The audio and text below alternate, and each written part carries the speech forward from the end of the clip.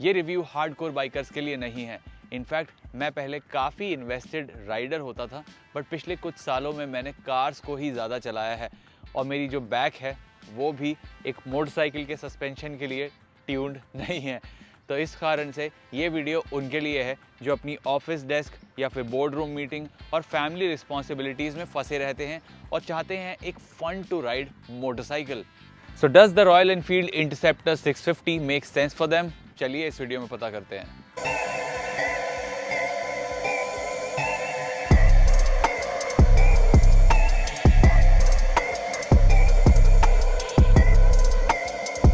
मेरी हाइट 5'9" है और आप देख सकते हो मैं जो अपने फीट के बॉल्स हैं वो रोड पर प्लांट कर पा रहा हूँ, फुली फ्लैट फुट नहीं कर पा रहा हूँ। अगर आप 5'11" हो तो आपको कोई इशू नहीं होने वाली है, बट आप 5'6" हो या उससे कम हो तो इस मोटरसाइकिल के साथ आपको टिप टोइंग करना पड़ेगा। और जब आप टाइट टर्न्स ले रहे हो या फिर स्टॉप गो ट्रैफिक में चला रहे हो, रेड लाइट पर खड़े हो, तो वहाँ पर आपको थोड़ी इशू आ सकती है, स्पेशली जब आप इसका वेट कंसिडर करें जो 216 kgs का है और वो फील भी होता है स्पेशली स्लोअर स्पीड्स पर।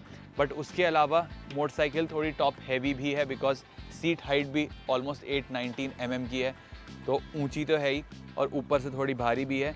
और ये आपको हैंडल करते हुए स्टार्टिंग में पता लगता है, बट मैंने जब इसको 1.5 से 2 घंटा चला लिया तो मैं काफ़ी यूज टू हो गया इसके राइडिंग स्टाइल से एंड अब मैं इसको आराम से ट्रैफिक में मनूवर कर सकता हूँ। बट ये स्टिल बहुत ज़्यादा कोई निम्बल मोटरसाइकिल नहीं है। और इसका जो हैंडल बार है ये भी बहुत ज़्यादा रीच से दूर नहीं है, यहाँ पर आपको पकड़ने के लिए ज़्यादा स्ट्रेच आउट नहीं करना पड़ता है, विच मीन्स लंबी जर्नीज़ पर आपको इस मोटरसाइकिल के साथ बहुत ज़्यादा अपर बैक पेन या फिर शोल्डर पेन नहीं होने वाला है। जो आपका पीछे पिलियन पैसेंजर है, जब आप स्पीड में चलाओगे, जब आप एक्सेलरेट और ब्रेकिंग करोगे तो बार बार आपके ऊपर आके गिरेगा, तो आपके शोल्डर पर ज़्यादा वेट भी नहीं लगेगा। ऑल्दो क्लच को ट्रैफिक में चलाने के लिए सिंगल फिंगर नहीं एटलीस्ट 3 फिंगर्स यूज करने होंगे। एक चीज जिसकी आदत अब तक नहीं लगी वो इसका गियर लीवर जो थोड़ा वियर्डली प्लेस्ड है एंड स्टार्ट में तो मेरे फुट से भी साइड से बार बार टकरा रहा था। इसके बाद राइट में भी फुट पैक भी इंजन के काफ़ी क्लोज है तो आपकी फीट भी उसके काफ़ी करीब रहती है। एंड जो लोगों को गाड़ी चलाने की आदत होती है ना, उनको अपने मैप्स देख के रास्ते बनाने की आदत होती है, जो मोटरसाइकिल्स में काफ़ी मुश्किल होता है अनलेस आप अपना फ़ोन यहाँ पर माउंट करो। बट इसमें जो आपको ट्रिपर नेविगेशन फीचर मिलता है तो यहाँ पर आपको टर्न बाय टर्न नेविगेशन की फीचर मोटरसाइकिल ही दे देती है। बट ये बहुत ज़्यादा हेल्दी प्रैक्टिस नहीं है आपके फ़ोन के लिए, बिकॉज आपकी बैटरी है वो बहुत जल्दी ड्रेन हो जाती है, बिकॉज सारा टाइम आपको लोकेशन ऑन करके रखनी पड़ती है। और ये प्रॉब्लम उनके लिए ज़्यादा है जो आईफोन्स यूज़ करते हैं। इस मोटरसाइकिल को अगर आप रेगुलरली वर्कआउट नहीं करते हो तो 1 से 2 घंटा चलाने के बाद ही आपकी बैक साइड में नमनेस आ जाएगी। एंड ये सब मैं एक्सपीरियंस से बोल रहा हूँ because I am use to the comfort of a car. और मैं जिम नहीं चलाता हूँ बट वो ऑब्वियसली इसके सामने फिर भी काफ़ी ज़्यादा कंफर्टेबल है, बिकॉज यहाँ पर इस सीट तक सारे जो पॉट होल्स हैं वो सीधा पहुँचते हैं। और अगर आप अपनी वाइफ या फिर गर्लफ्रेंड को साथ में लेके जा रहे हो तो उनको बोलना पड़ेगा कि टाइटली पकड़ लो, बिकॉज इसकी जो सीट है वो भी थोड़ी ज़्यादा स्लिपरी लगती है। एंड जो फुट पैक्स हैं उनकी भी पोजिशनिंग बहुत खास नहीं है, उन पर से आपका जो फीट है वो फिसलती रहती है। तो अगर आपने उनको बिना बताए एडवांस में फुल थ्रॉटल दे दिया तो हो सकता है वो पीछे फिसल जाएं and that won't be good for any of you. हाँ, आप अपने वेट के हिसाब से प्रीलोड एडजस्ट कर सकते हो, लेकिन ये फिर भी कुछ लोगों को काफ़ी स्टिफ लग सकती है। इसे ट्रैफिक में मैनेज करना एक्चुअली इजी है डिस्पाइट इट्स 216 kg वेट, क्योंकि इंटरसेप्टर 650 की तरह इसके पीछे से 2 बड़े बड़े एग्जॉस्ट नहीं निकल रहे हैं, सिर्फ एक ही है। और इसके फुट पैक्स भी शिन में बार बार नहीं लगते।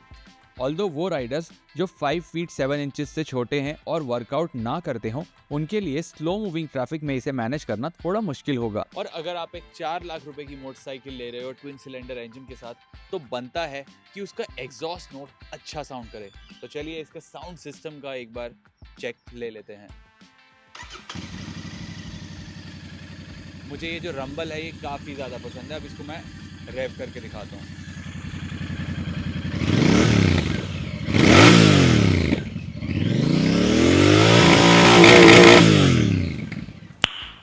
Nice. 0 to 100 in less than 6 seconds, making this the fastest Royal Enfield ever.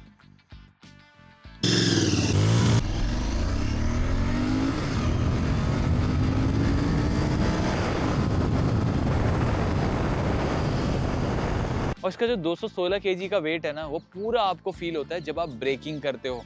You can feel all that mass coming forward. इसमें आपको बड़ा 19 इंच का व्हील मिलता है, स्पोक वाला यूनिट है जो बढ़िया दिखता है। और अगर आप थोड़ा बहुत ऑफ रोडिंग का शौक रखते हो तो जो रियर ABS है वो भी आप स्विच ऑफ कर सकते हो। बट प्रॉब्लम आती है जब आप लॉन्ग राइड्स पर जाओगे, बिकॉज इसमें आपको स्पोक व्हील्स के साथ ट्यूब वाले टायर्स मिलते हैं, ट्यूबलेस टायर्स नहीं मिलते जैसे हिमालयन में आए थे।